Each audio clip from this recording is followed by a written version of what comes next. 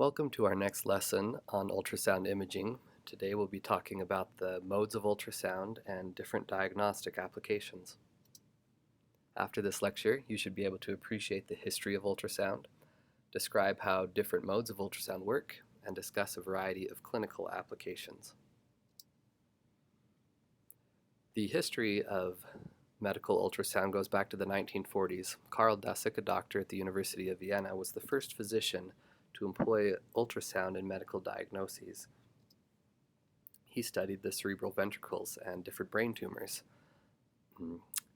On the image at left, you can see Dr. Dessek with his ultrasound apparatus, which used a through transmission technique in which the transducer was placed on one side of the head for transmission, and a second transducer was placed on the other side of the head to act as a receiver.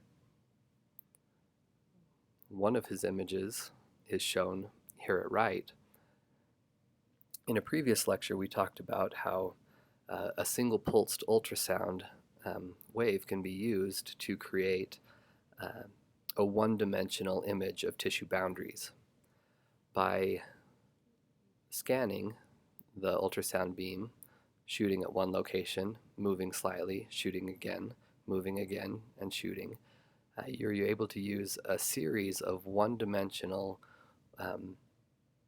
images to create a two-dimensional image of the brain, which is what Dr. Dessek did here. This was really the earliest attempt at scanning of an organ with ultrasound. A few years later, an intern at the Naval Medical Research Institute, George Ludwig, did a lot of the early impressive work in ultrasound physics. He took a really systematic approach to investigating ultrasound, and he looked at impedance, reflection coefficients, tissue boundaries. He looked at the effects of multiple reflections and how to deal with that in ultrasound imaging. He studied the penetration versus resolution trade-off we've seen with different frequencies and decided that with his apparatus, a 1 to 2.5 megahertz frequency was optimal. He also was the first to investigate the speed of sound in tissue. On this image of his, you can see the transmission time it took for ultrasound to pass through a tissue, and the thickness of the tissue here on the horizontal axis. These are many different tissues, different thicknesses, and his mean velocity was found to be 1540 meters per second, which is the same value we use today in diagnostic imaging scanners. Most of his work was done to investigate gallstones, and he used an A-mode scanner, which we'll talk about what A-mode is a little while later. In the early 1950s, two doctors at the University of Minnesota started using ultrasound for the first cancer application.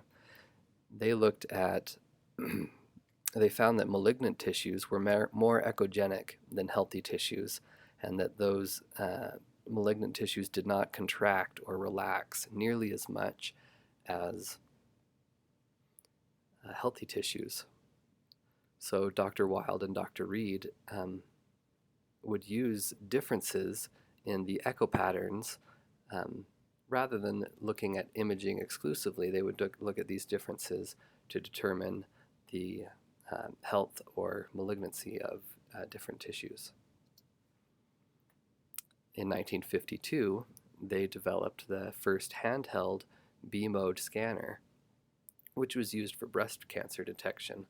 Here are some of their images.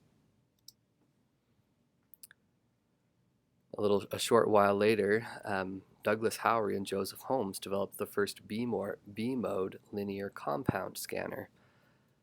This was initially started in the basement of Dr. Howry's home, and in these images we can see some of their early work, transmitting with a condom here with a glass rod down the middle. You can see some of their images. Here's the condom wall, and then you can see the powder surrounding this glass rod.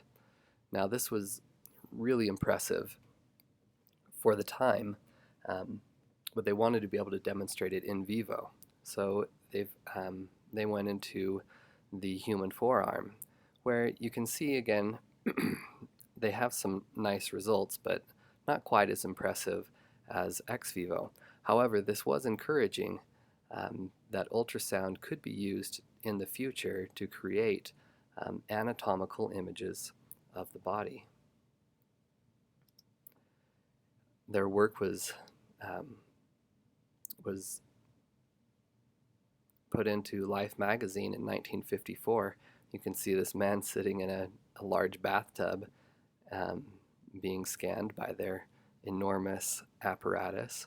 By 1957, they had developed the pan scanner, in which the patient would sit in this water bath and the ultrasound transducer would be rotated around their body to create a full compound image of a full compound scan of their body.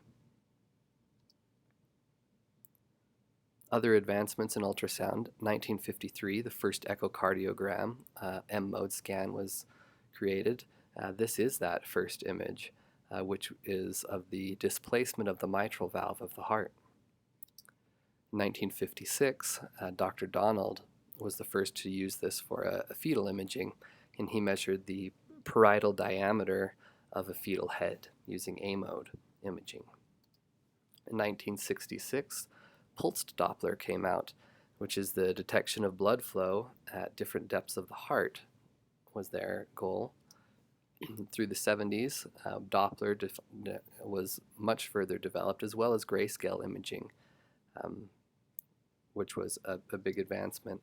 In the 1980s, real-time ultrasound was really put to test. This was the first time that doctors could recognize easily what they were looking at while they were looking at it. 3D developments were started, and there were many improvements in scanner size and the resolution of images. Through the 90s and up to today, 3D and 4D imaging is becoming more popular, and ultrasound-guided biopsies, anesthesia, fluid removal have been a new development.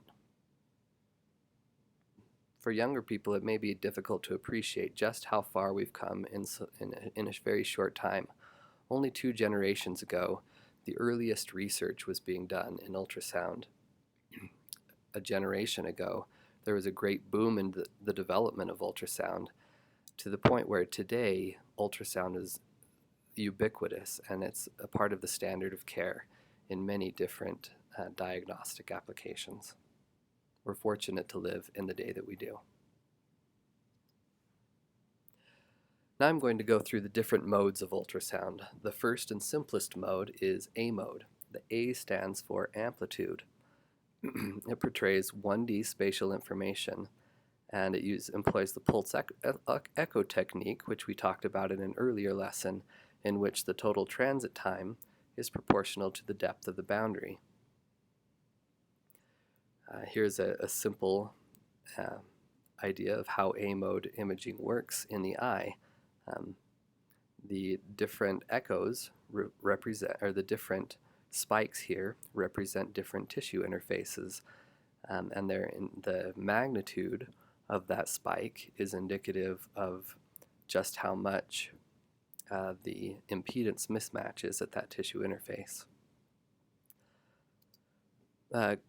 So question here, we want to know how quickly we can image. What is the fastest rate that we can update our images?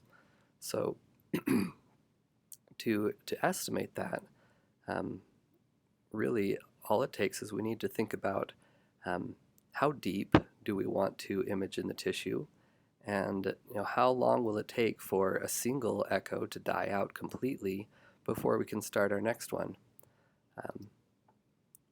Some of the assumptions we'll make are that the speed of sound is 1540 meters per second. We'll assume that the maximum depth we need to go to is 20 centimeters, and we'll introduce a safety factor of 2 to make sure that all of the ultrasound echoes have completely died out before we start the next one. If we put those numbers into our equation here, we get that after about 0.52 milliseconds, the entire ultrasound beam has been completely attenuated. This leads us to a maximum pulse repetition rate of approximately 2 kilohertz. We can obtain almost 2,000 images every second with ultrasound, which is quite an impressive temporal resolution. Some of the advantages of A-mode imaging are that it's fast, and there's a minimum of sophisticated equipment, which translates into it's inexpensive. A disadvantage is that we only get one-dimensional information along the axis of the beam propagation. Some of the applications in which A-mode ultrasound is used is in midline encephalography. If you remember, Dr. Dusick in the 1940s was doing this. The idea is that the midline of the brain should be lined up in the center of the head, and there should be symmetry about that midline. Well, if there is a tumor or some edema or swelling on one side of the brain, that midline may be pushed off to one side. By measuring that with ultrasound, we should be able to, you can detect abnormalities in the brain. Another application of A-mode ultrasound is in ophthalmology. Because it's so simple, it doesn't require a large transducer, which is definitely needed for optical imaging. This is used in finding the optic nerve. It's also, even today, used as an ancillary test for choroidal melanoma. You can see here on this image at right a scanner from the 1960s which combined A-mode and B-mode for ophthalmology. I was surprised to find when I did a quick Google search that another current application of A-mode imaging is in body fat estimation. There have been over 1,200 publications on this topic since 2012. However, A-mode, to be honest, is mostly of historical significance, as it has largely been supplanted by B-mode imaging.